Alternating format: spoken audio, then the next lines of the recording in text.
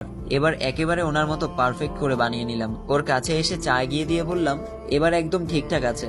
এবার উনি আমার দিকে চেয়ে দাঁত কেলিয়ে বলল, একটু আগেই তো চা খেলাম, এখন ইচ্ছা করছে না, এক কাপ কফি এনে দিবে? এবার রাগে নিজের চুল নিজেই ছিঁড়তে ইচ্ছা করছে আমার। কেন যে কথা বলার বাহানা খুঁজতে ওর সামনে ঘুরঘুর করতে গেলাম, নিজেকে নিজে হাজারবার গালি দিতে দিতে আবার কিচেনের দিকে গেলাম। এক কাপ কফি বানিয়ে তার কাছে এসে এবার তাকে কিছু বলার সুযোগ না দিয়ে আমি বলে দিলাম, এবার এটা না খেলে একদম মাথার উপর ঢেলে দিব। ভেবেছিলাম আমার কথায় ভয় পেয়ে এবার কাপ হাতে তুলে নেবে, কিন্তু তিনি তা না করে ল্যাপটপ রেখে উঠে দাঁড়িয়ে বলল, আমি তো অলরেডি তোমারটা খেয়ে নিয়েছি। এবার রাগে আমি তাকে বললাম, আপনি কি সত্যিই কফি খাবেন নাকি আমার সাথে মজা নিচ্ছেন? আপনাকে এখন আমি। উনি আমার দিকে ফিরে বলল, কি আমাকে কি? আমি একটু ঘাবড়ে গেলেও সাহস নিয়ে তাকে বললাম, মাথায় তুলে আছাড় দিতে ইচ্ছা করছে। তিনি আর কিছু বলল না। আমার দিকে হালকা এগিয়ে আসতেই আমি 2 পা পিছিয়ে যাই। পিছনে একটা কাবার্ড রাখা, ওটার সাথে পিঠ ঠেকে গেল আমার। তিনি আমার 2 পাশে হাত রাখতেই চোখ বন্ধ করে নিলাম। আমি কি করতে চাইছে সে, আর এখন আমার কি প্রতিক্রিয়া করা উচিত তাও ভেবে পাচ্ছি না। মাথা শূন্য হয়ে চুপচাপ দাঁড়িয়ে রইলাম পরিস্থিতি বোঝার চেষ্টায়। আমায় একটু তার দিকে সরিয়ে পেছনের কাবার থেকে একটা টাওয়া নিয়ে ওয়াশরুমে চলে গেলাম। বুকে হাত দিয়ে একটা বড় নিঃশ্বাস নিলাম আমি। আর একটু হলেই দমটা বেরিয়ে আসতো। লোকটা আসলেই সুবিধার না। ভেবেছিলাম এই বাড়িতে যে কয়দিন আছি তাকে জ্বালিয়ে মারবো, আর হলো কি, সে নিজেই আমাকে গড়াগড়ি খাওয়াচ্ছে। মামা অনেক আগেই চলে গেছে। রিত ভাইয়া ওয়াশরুম থেকে বের হয়ে রেডি হচ্ছিল। দরজার পাশ থেকে আমি তার দিকে চেয়ে আছি অপলক দৃষ্টিতে। মানুষটাকে কিছুক্ষণ ভয় লাগে, আবার কিছুক্ষণ বিরক্ত লাগে, আবার কিছুক্ষণ মনে হয় জ্বালিয়ে মারি, আবার এখন ভালো লাগছে। যাই হোক, স্বামীর দিকেই তো তাকিয়ে আছি, দোষ কোথায়? আমি এখন বিবাহিত, এটা ভাবতেই মাঝে মাঝে আমার নিজেরই বিশ্বাস হতে চায় না। তবে অনুভূতিগুলো পরিবর্তন হতে শুরু করেছে।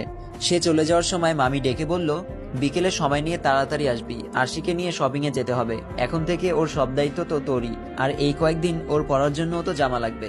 রিত ভাই বলল, আচ্ছা মা, আমি আসি। এই বলেই বেরিয়ে গেল রিত ভাই। আমার মনে হলো সে বিরক্ত বোধ করছে। যাই হোক, ওসব না ভেবে মামিকে বললাম, আচ্ছা মামি, সে বিয়ে করেছে আর 2 দিন সময় বের করতে পারেনি? আমার কথায় মামি কোনো উত্তর দিল না, শুধু মুখ টিপে হেসে চলে গেল ভিতরে। আমি হা হয়ে তাকিয়ে রইলাম।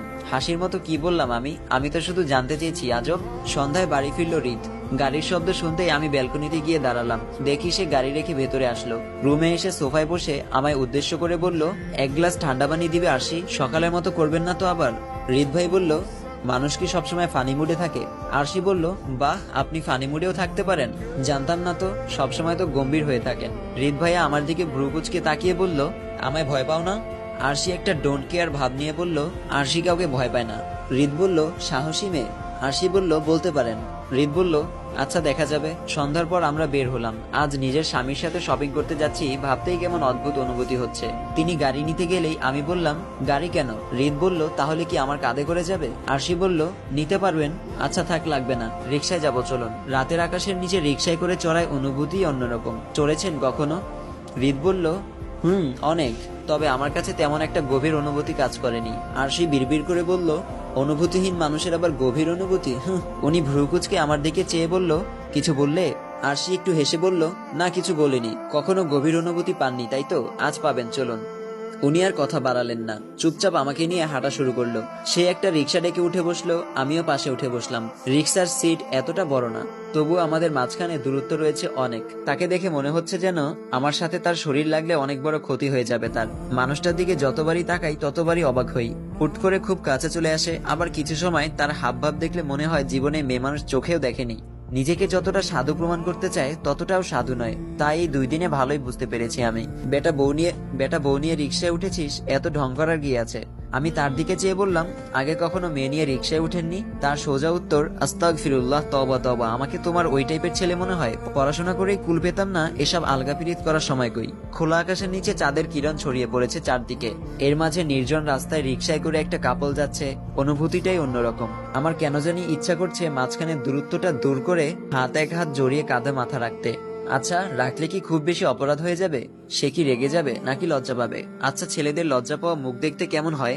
জড়তা কাটিয়ে একটু তার দিকে ঘেঁষে বসার চেষ্টা করলাম, কিন্তু সে আরেকটু দূরে সরে গেল। একটু বিরক্ত লাগলো আমার, রাগও হলো প্রচুর। এবার ইচ্ছে করেই ওর গায়ের সাথে গা লাগিয়ে বসলাম। হুট করে অদ্ভুত এক ভালো লাগা কাজ করছে আমার। ভালো লাগায় আসলে সময় লাগে না, একটা মুহূর্তই যথেষ্ট। এটা আগে বিশ্বাস হতো না আমার। ভাবতাম হুটহাট একজনকে কিভাবে ভালো লাগবে, এটাও কি সম্ভব? কিন্তু তাকে দেখে তা বিশ্বাস করতে বাধ্য হলাম। তাকে বলতে ইচ্ছা হচ্ছিল আপনাকে আমার অনেক ভালো লাগে। হঠাৎ ভাবনার ঘোর কাটতেই দেখি সে পাশে নেই, রাস্তায় পড়ে আছে পা ধরে। আমার গা ঘেঁষে বসা থেকে সরতে গিয়ে টুপ করে নিচে পড়ে গেল সে। হাসি পাচ্ছে খুব আমার। অদ্ভুত এই মুহূর্তটা ভিডিও করে রেখে দিতে ইচ্ছা করছে, ভবিষ্যতে কাজে দিবে। আমার খুব হাসি পাচ্ছে আজ, কারণ হৃদ ভাইয়ের মুখটা একেবারে দেখার মতো হয়েছিল লজ্জায়। আসসালামু আলাইকুম। এখানেই শেষ হয়ে যায় অনুভূতি গল্পের পর্ব 2। সবাই ভালো থাকবেন, সুস্থ থাকবেন। আল্লাহ হাফেজ।